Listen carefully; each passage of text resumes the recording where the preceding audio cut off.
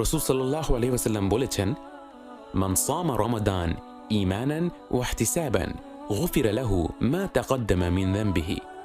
যে রমাদান মাসে ঈমান ও ইহতিসাবের সাথে সিয়াম পালন করবে তার অতীতের সকল গুনাহ মাফ করে দেয়া হবে।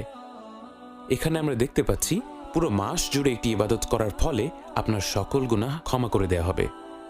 আজকের যে দোয়াটি আমরা শিখেছি, অর্থাৎ খাবার শেষের যে দোয়াটি আমরা শিখেছি, সেই দোয়াটি পড়লে আমরা একই পুরস্কার পেতে পারি।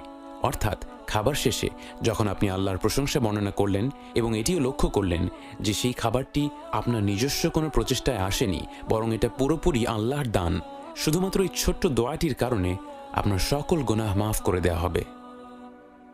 সুবহানাল্লাহ!